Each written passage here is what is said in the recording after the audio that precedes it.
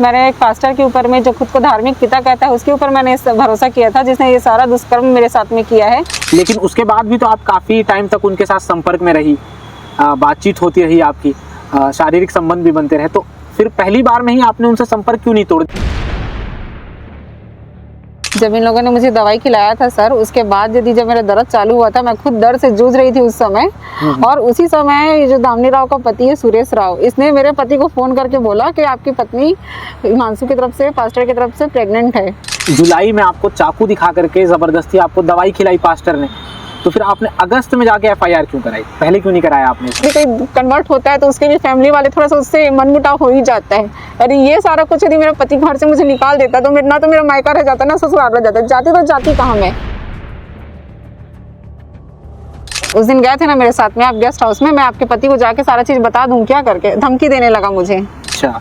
और ऐसे ही बोल बोल के बार बार गेस्ट हाउस में भी लेके गए हैं।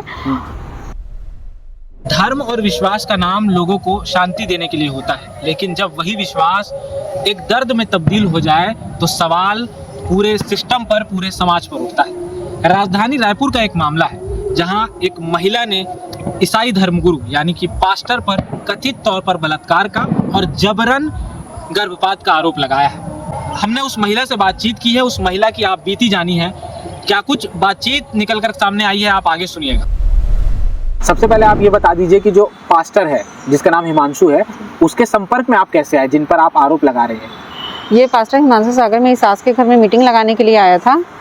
मैं जब ड्यूटी से आई, मेरी सास मेरे को बुलाई कि रानी हमारे घर में आज मीटिंग है, अटेंड कर लेना, उसके बाद भले जाके अपना खाना बना लेना करके। मैं वहाँ गई, वहाँ बैठी, आखिरी में मैं पहुँची थी, तो वहाँ मेरा मुलाकात हुआ उससे।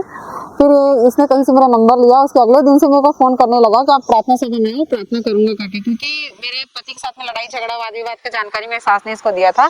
तो ये बार बार मेरे को फ़ोन करके बोलता था कि आप प्रार्थना सभा में आओ, सब चीज़ ठीक हो जाएगा, हम प्रार्थना करेंगे आपके लिए करके। और वहाँ दामिनी राव और इन सब लोगों से मेरा मुलाकात कराया।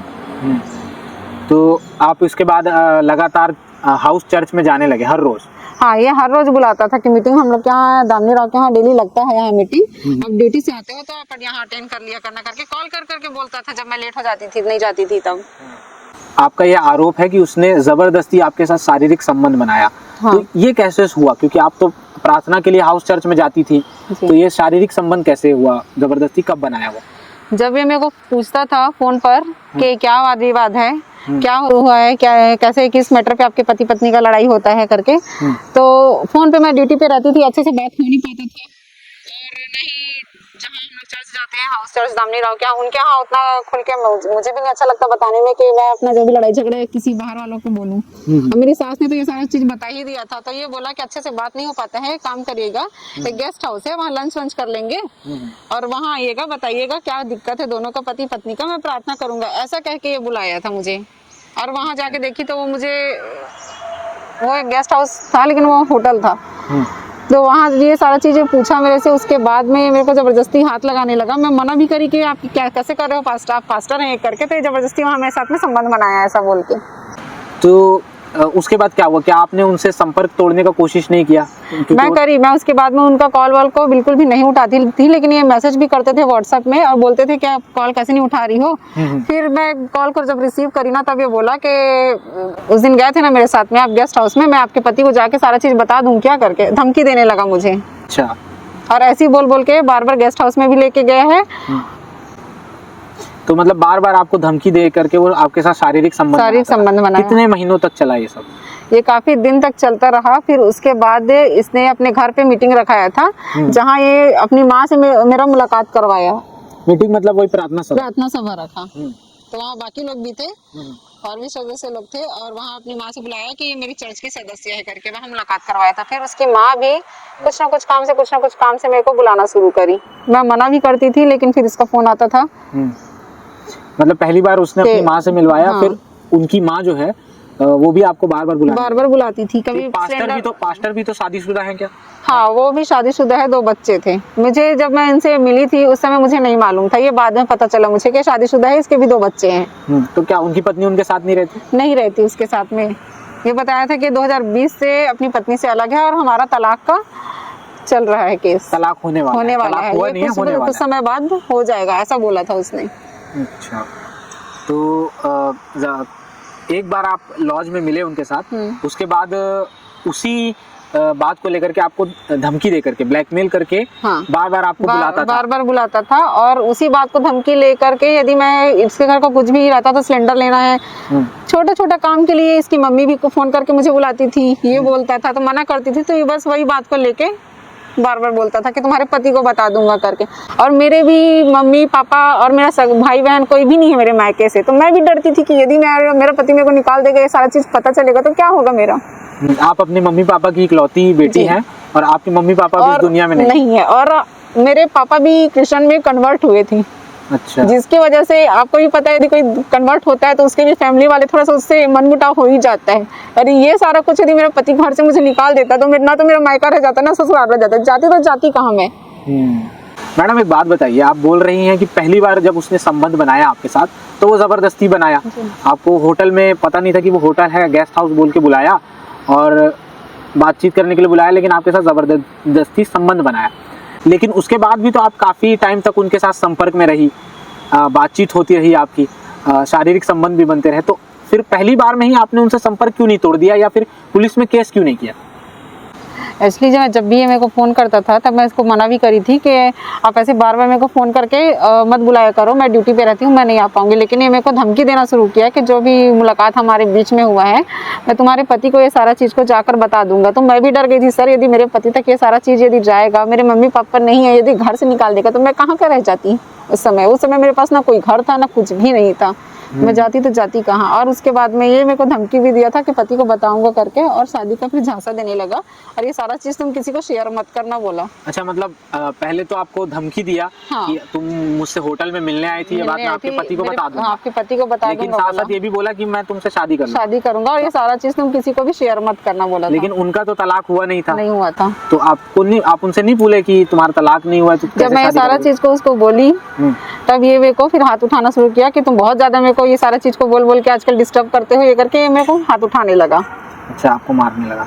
अच्छा, एक बात बताइए, आपको उसने शादी का वादा भी किया, तो कहीं ना कहीं आप लोग आगे चल के शादी करें, आप भी शादीशुदा थे, आपके भी बच्चे हैं, लेकिन कहीं ना कहीं आप भी सोचे थे कि मैं भी तलाक ले करके उनसे शादी कर लूँगी और वो भी तलाक ले लेंगे, आप लोगों का ऐसे शादी करके साथ रहने का प्लान था।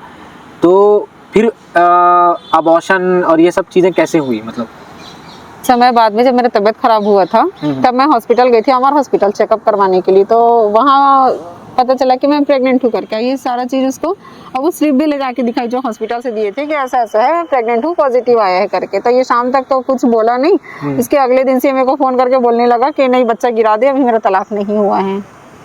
अच्छा। और ऐसे करके दबाव डालने लगा। फिर उसकी मम्मी का फ़ोन भी मेरे पास में आया कि श्वेता बच्चा गिरा दो, ये पाप का बच्चा है, आशीषित नहीं है, इसको जाके तुम साफ करवा लो, ऐसा बोली। और मैं ये सारा मैटर हिमांशु के मेरे को ऐसा धमकी देकर आपका मतलब भाचा ये सारा चीज़ मेरे साथ में किया है, और शादी का झांसा भी दिया था। अब बोल रहा है कि प्रेग्नेंट हो गई तो बच्चा नहीं रखूंगा करके। तो ये सारा अपना कहानी मैं इसके मामा को बताई, किरण अंकल हैं।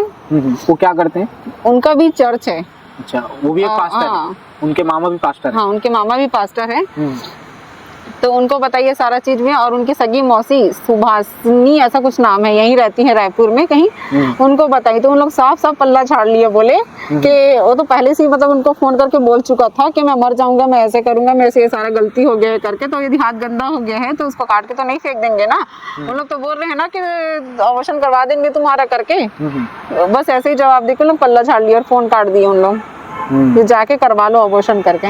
अच्छा, मतलब आप जब बताए उनको कि मैं प्रेग्नेंट हो गई हूँ तब उनका सीधा ये कहना था जाके अबॉर्शन करवा लो। अच्छा, तो उस समय उन्होंने नहीं, आप नहीं बोले उनको कि हम लोग शादी कर लेते हैं, आप तो तलाक लेके मेरे से शादी करने ही वाले थे? बोली थी मैं उनको, बोली थी। तब उसको याद आया कि वो पास्टर है, उसका कलीसिया है और उसका तलाक नहीं हुआ, यदि वो मेरे बच्चा को अपनाता और शादी करता तो बदनाम हो जाओगे। तब उसको बदनामी का याद आया, उसके चर्च का बदनामी का याद आया। संबंध बनाते समय नहीं आया कि मैं पास्टर हूं। उसको याद नहीं आया कि वो एक पास्टर है। मैडम, आपका ये आरोप है कि पास्टर ने आपका जबरदस्ती अबॉर्शन करवाया, तो ये कैसे हुआ? मारा पीटा भी आपको, ऐसा भी आप कह रही हैं, तो ये कैसे? जब मैं मना करी और 2 महीना हो गया था, मैं नहीं गई किसी डॉक्टर के पास अबॉर्शन के लिए, तब ये माँ, इनकी मम्मी और ये हिमांशु दामनी का सहारा लिए और ये सारा चीज दामनी वही है जिनके घर में पे चर्च लगता है, तो दामनी का सहारा लिए कि ऐसा ऐसा है, ये सारा चीज हो गया है। तो दामनी एक लेडीज होकर भी ये नहीं सोची कि मैं कैसे ऐसी ये करूं इसके साथ में करके, पूरा उनको सपोर्ट करी कि उनका घर और उनका चर्च ना बदनाम हो, क्योंकि चर्च उनके घर पे लगता था, पास्टर वो बुलाती थी।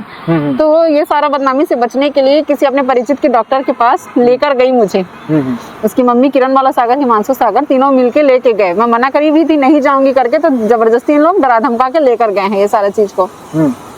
वहाँ मैं डॉक्टर इंजेक्शन लगाने के समय मुझसे पूछा भी कि इंजेक्शन, और बताया भी कि ऐसे ऐसे ब्लीडिंग होगा करके, तो मैं मना करी कि मैं नहीं संभाल पाऊंगी अपने पति को करके।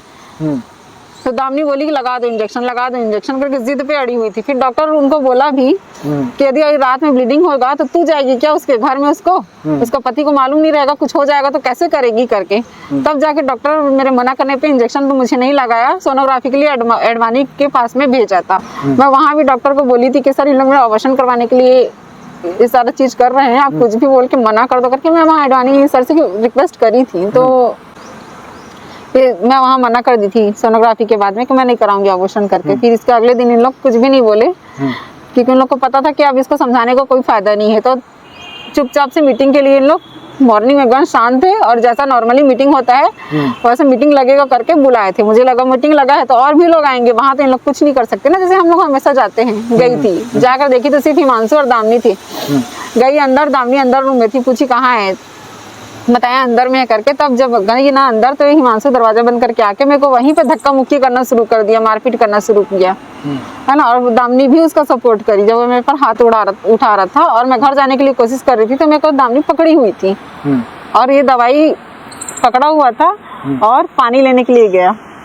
जैसे इन लोग मारपीट करके चाकू दिखा के लोग किए हैं। अच्छा, मतलब आपको चाकू भी दिखाए लोग और जबरदस्ती आपको अबॉर्शन की दवाई खिलाए थे। जाहिर सी बात है, कोई भी यदि धक्का मुक्की करेगा तो वहाँ पे ना ये एक लेडीज लगती है ना कुछ भी नहीं लगता है। आप वो अगर चाकू दिखाएगा तो आप डरोगे ही डरोगे। ये जो आप घटना बता रहे हो अबॉर्शन, आपको जबरदस्ती दवाई खिलाने की, ये कब की है? ये सोनोग्राफी के मेरे एक दिन बाद की है। मतलब क्या तारीख क्या रही है?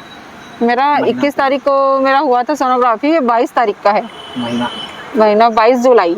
आप ये बता रहे हैं कि जुलाई में आपको चाकू दिखा करके जबरदस्ती आपको दवाई खिलाई पास्टर ने, तो फिर आपने अगस्त में जाके एफआईआर क्यों कराई? पहले क्यों नहीं कराया आपने? जब इन लोगों ने मुझे दवाई खिलाया था सर, उसके बाद यदि जब मेरा दर्द चालू हुआ था, मैं खुद दर्द से जूझ रही थी उस समय।